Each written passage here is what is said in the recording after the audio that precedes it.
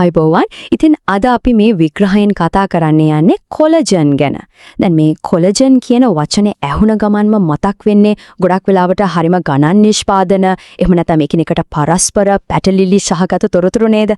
හරි. අපි බලමු මේ කතාවේ ඇත්ත නැත්ත මොකද්ද කියලා. සමහර වෙලාවට කණ්ණාඩියෙන් බලද්දි ඇස් යට පොඩි පොඩි රැලි පේන්න පටන් අරන්ද. හැම ඉස්සර වගේ නෑ ටිකක් වෙනස් වෙලා වගේ හැඟීමක් එනවද? එහෙම නැත්නම් සමහර විට දනහිස් සංදි මේවා රිදෙන්නත් පටන් අරන් නැති. ඔන්න ඔය හැම දෙයකටම පිටිපස්සේ ඉන්න ප්‍රධාන සැකකරුවෙක් ගැන තමයි අපි අද කතා කරන්න යන්නේ. ඔව් මේ වෙනස්කම් වලට ප්‍රධානම වග කියන්න ඕන කෙනා තමයි ශරීරයේ කොලජන් මට්ටම අඩු වෙන එක. ඉතින් අපි මුලින්ම බලමු මේ කියන කොලජන් කියන්නේ ඇත්තටම මොකක්ද කියලා. හරිම සරලයි. කොලජන් කියන්නේ අපේ ශරීරයේ වැඩිපුරම තියෙන ප්‍රෝටීන් වර්ගය. ඒක වැඩ කරන්නේ හරියට අපේ ඇඟ එකට අලවලා තියෙන ගම් එකක් වගේ.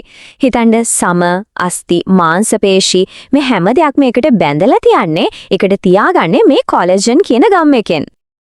බලන්න අපේ සමෙන් 75%ක්ම හැදිලා තියෙන්නේ කොලජන් වලින්. ඒ කියන්නේ 4න් 3ක්ම කොලජන්.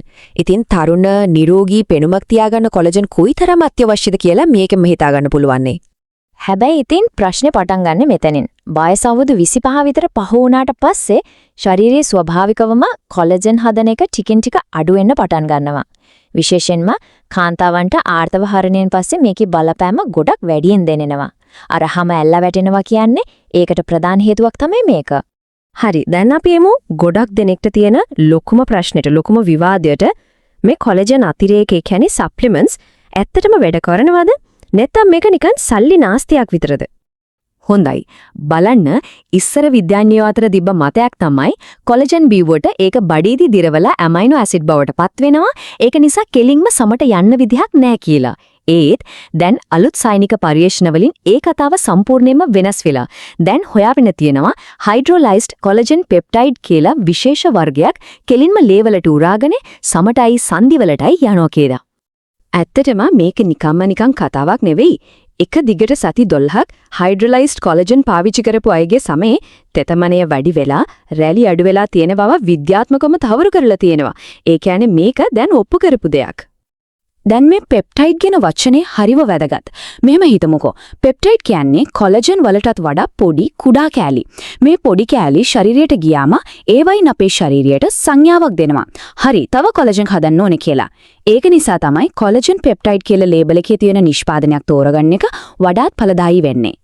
එහෙනම් කොලජන් මට්ටම හොඳට තියාගත්තම ලැබෙන වාසි මොනවාද? බලමු. 1. සමේ රැලි අඩු වෙලා ප්‍රත්‍යස්තතාව වැඩි වෙනවා. 2. සංදි වේදනාව, ආතරයිටිස් වගේ රෝග ලක්ෂණ සමනය වෙනවා. 3. හිසකෙස් ගැලවී යන එක අඩු වෙලා ඝනකම වැඩි වෙනවා. 4. නියපොතු ශක්තිමත් වෙනවා. ඒ වගේම 5 වෙනියට බඩවැල් වල සෞඛ්‍යයන්ත් ගොඩක් හොඳයි. හරි.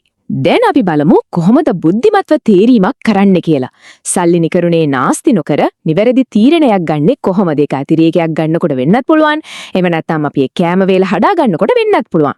කොලජන් එකක් තෝරගන්නකොට ප්‍රධාන කාරණා දෙකක් ගැන සැලකිලිමත් වෙන්න ඕන. ඒ තමයි වර්ගය, ඒ කියන්නේ ටයිප් එක, සහ මූලාශ්‍රය, ඒ කියන්නේ සෝස් එක.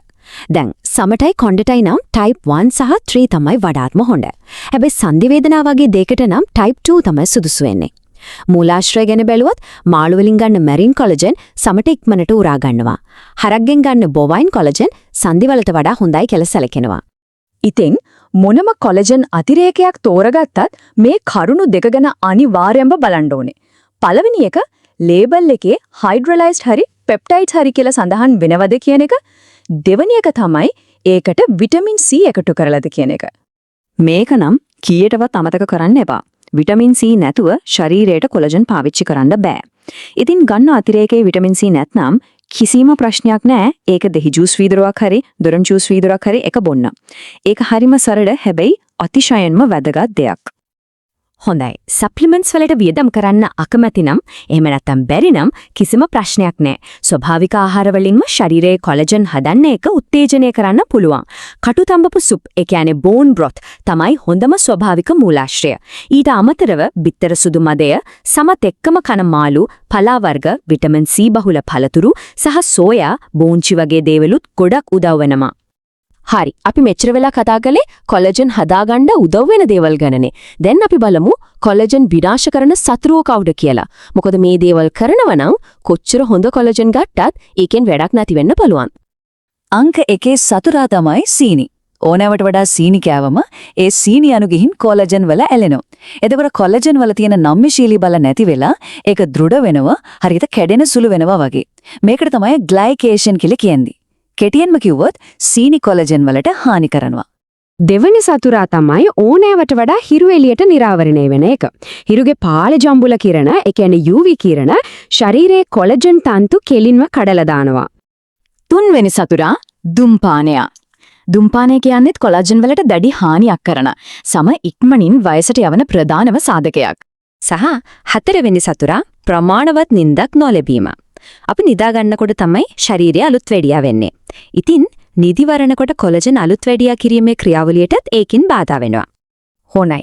දැන් අපි මේ කතා කරපු හැම දෙයකම වැදගත්ම කරුණු ටික එකට එකතු කරලා බලමු. මොකද මේ දැනුම ඇත්තටම බලයක්.